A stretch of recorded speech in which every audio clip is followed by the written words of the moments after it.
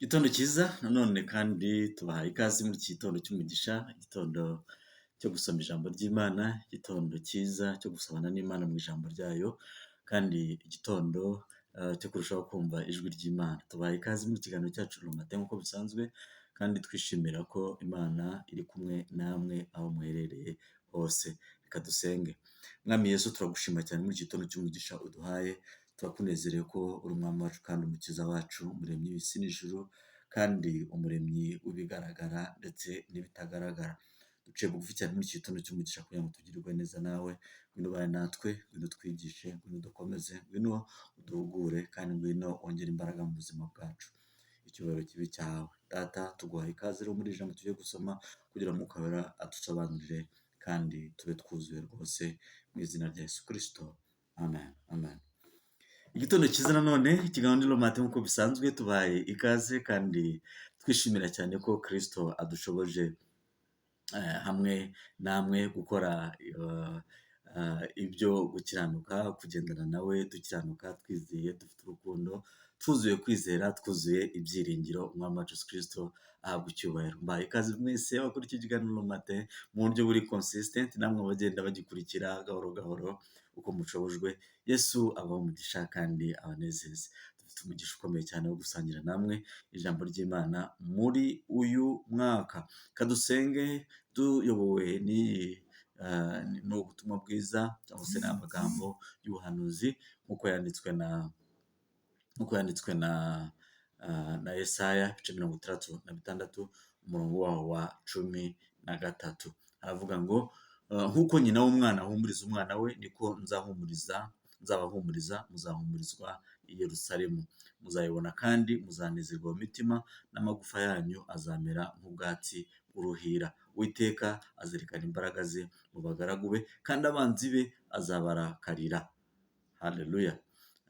Kuko Uwiteka azazamura amagare ye ameze nka serwakira, kugira ngo uburakari abarakariye abusohoreshe umujinya mwinshi, abahanishe ibirimi by'umuriro. Aya ni amagambo dusoma muri iki gitondo, ni amagambo arimo message très profond, amagambo arimo ubutumwa navuga buremereye cyane, niba ariko umuntu yavuga, kubera ko ni amagambo yerekana uburyo ki Uwiteka azaza kurwanirira abakunda, abantu akunda akaza kubarwanirira kugira ngo abakure mu menyo ya rubamba nk'uko dukunda kubivuga. Ubundi ubusanzwe ntabwo Uwiteka irahira ngo azaza abikore. Akenshi iyo arimo yirahira avuga nzaza mbikore. Aha ni uko situation iba iri très pénible, cyangwa se harimo ububabare bwinshi uw'Imana yatoranije, w'Imana yasize, bigaragara ko arembejwe cyane n'ibimugaragiye, byenda kumurusha imbaraga, byenda kumumaramo ubuntu, byenda kumumaramo urukundo, byenda kumumaramo ikintu icyo ari cyo cyose kizima Umwami wacu Yesu Kristo yateye muri we.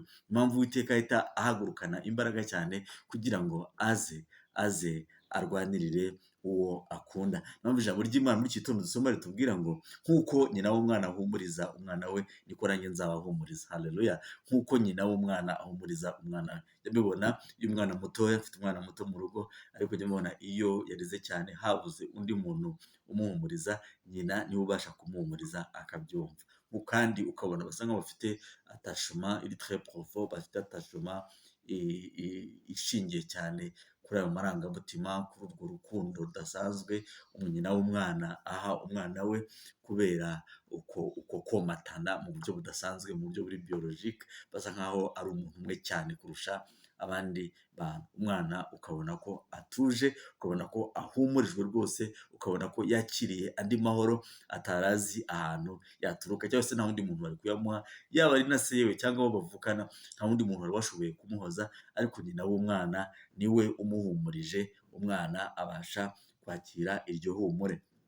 Niyo mpamvu ijambo ry'Imana muri iki gitondo riduha iyo analogy imeze gutyo, ivuga ngo nk'uko nyina w'umwana ahumuriza umwana we, niko nanjye nzabahumuriza, muzahumurizwa i Yerusalemu. Haleluya. Niba iryo humure ari ryo Kristo adusezeranya muri iki gitondo, ni ukuvuga ngo iryo humure dukwiye kuryakira tudafite gushidikanya uko ariko kose. Ko niba umubyeyi w'umwana abasha kumuhumuriza mu gihe cy'ibibazo, mu gihe umwana yarize cyane cyane agahogora, mu gihe umwana afite umubabaro n'agahinda atewe n'undi muntu wo hanze, cyangwa se n'ikindi kibazo afite, uburwayi se cyangwa ikindi kintu, uko nyina w'umwana abikora, umwana akumva arahumurijwe, niko natwe Uwiteka muri iki gitondo atubwira ngo nzabahumuriza nk'uko nyina w'umwana ahumuriza umwana we. Ndagira ngo mwebwe mwese abakeneye ihumure mu izina rya Yesu Kristo, umwami wacu Yesu Kristo abahe ihumure, abuzuze umunezero, abuzuze ibyishimo, abanezeze kandi abakomereze mu rukundo rwe, kugira ngo murusheho kumukorera mufite ibyiringiro by'ubuzima, mufite ibyiringiro by'ejo hazaza, mufite ibyiringiro by'uko ntawe uzigera abakoraho,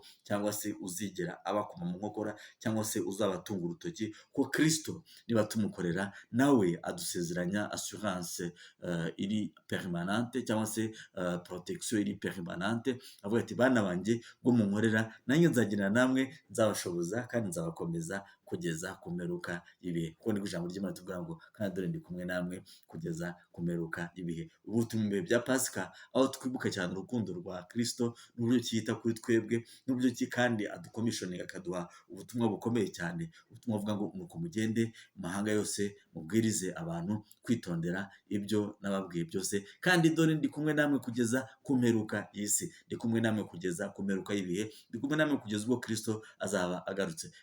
Kandi Yesu yaduhabwa ubutumwa, abatubwiye ngo ntabwo nzigera mbarekura, nzabaha ibyo mukeneye byose, nzabaha ibikoresho byose, nzabaha amafaranga, nzabaha ubutunzi, nzabaha umwanya, nzabaha ibyiza byose, nzabaha ubuzima bwiza, kugira ngo mubashe kumvugira if you are committed. If you are committed, if you are committed, I promise you to give you this all around, all the journey, all along the journey. Nzabaha ibyo byose mukeneye kugira ngo mubashe kunkorera. Nawe jya mubwire ngo Uwiteka ari kumwe nawe, arifuza kuguhumuriza, kandi arifuza kongera kukubwira ngo araje abigire neza. He's going to straighten, ku ijambo ry'icyongereza ribivuga to straighten, ni ukuvuga ngo ni ukuza ibintu byose ibitari biringaniye ukabiringaniza, riva aplanir ko mu gifaransa bavuga, ibitari biringaniye neza akabiringaniza bikajya ku murongo. Ibyo atubwira muri iki gitondo, Yesu avugana natwe ngo kuko nyina w'umwana ahumuriza umwana we, niko nanjye nzabahumuriza. Muzabibona kandi muzanezerwa mu mitima. Haleluya. Beti muzabibona kandi muzanezerwa mu mitima. Ndagira nkubwire ngo nubwo wamaze igihe utanezerewe, ufite ibibazo by'uburyo butandukanye, nahoze mvugana n'umukobwa wanjye ejo nimugoroba ambwira ibibazo by'ubuzima arimo. Umukobwa mwiza, niba ubasha kumva Matin, ndagira nkubwire ngo Kristo ari kumwe nawe, Kristo aguhumurize, Kristo aguha ibyishimo, kandi ntabwo ariko bizahora kuba mutegereza, kereka abava mu masezerano nta mpamvu. Komeze wizere, komeze ushikame, komeze wiringire Uwiteka kugeza ku munota wa nyuma. Hari igihe azakora igitangaza gikomeye cyane twebwe abana b'abantu tutabasha gutekereza. Hari igihe azaza akaringaniza ibitaringaniye, ibyari imisozi byose akabihindura amataba, nk'uko dukunda kuvuga ngo azabihindura amataba. Yesu akugeneza, Yesu akumve. Ndagukunda, ndagusengera. Wowe n'undi muntu uri hirya ushobora kurabona Matin afite ibibazo by'uburyo butandukanye, abona ibintu birumbaraye, akabona ibintu bimuteye ubwoba, akabona ibintu bimumaraho imbaraga z'umutima, cyangwa ngo Kristo afite imbaraga zo kuza byose akabyaplanisa, akabishyira kuri gahunda, akabiringaniza, ibindi akabicubya, ibindi akabishyira hasi cyane, kugira ngo umwana we abashe gukomeza afite amahoro n'ibyiringiro mu mutima. Azaza kandi muzabibona, muzanezerwa, n'amagufa yanyu azamera nk'ubwatsi bw'uruhira. Haleluya. N'amagufa yanyu azakomera, azagira vibrancy, azagira izindi mbaraga atari afite. Ubwatsi bw'uruhira murabizi ukuntu buba bumeze, buramera ukabona burasa neza rwose. Amagufa yanyu azakomera mu bwatsi bw'uruhira. Uwiteka azerekana imbaraga ze mu bagaragu be, kandi abanzi be azabarakarira, nk'uko ijambo ry'Imana twasubiye ku murongo wa 15 avuga ngo uko Uwiteka azazana umuriro amagare ye ameze nka serwakira, azana umuriro utwike, ukongore, ukureho ibyigaragaza nk'ibikomeye, ubishake ubibure, kandi ngo azabisohoresha umujinya we mwinshi. Uwiteka yaravuze ko ibintu azabisohoresha umujinya we mwinshi. Faut faire attention, il faut que umenya ngo iki kintu ntabwo cyoroshye. Kristo nihagurukira akabijyamo akavuga ngo enough is enough, assez, ibintu byose mwakoze ku mwana wanjye, ku mukobwa wanjye, ku muhungu wanjye, ntabwo mbyemeye, ndaje kugira ngo murwanirire mubone ko Imana asenga atari bayari. Ukomere rero, ntugire ubwoba, wumva ukomeye muri Kristo Yesu, kandi igihe twibuka umusaraba wa Kristo wongere kwibuka imbaraga z'umusaraba,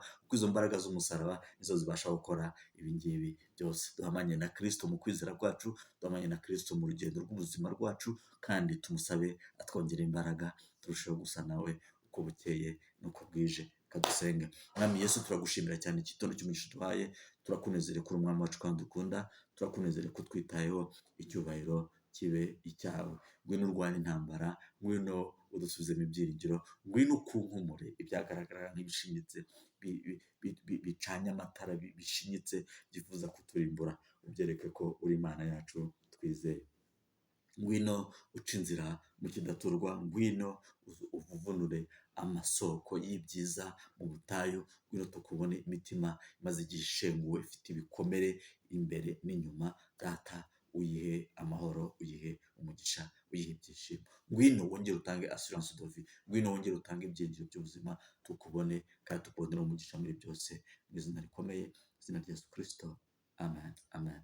Mugire umunsi mwiza, Kristo abanezeze, mugire ibihe byiza, kandi turimo turasatira weekend nziza, umugisha Imana itanga ube kuri mwebwe none iteka ryose.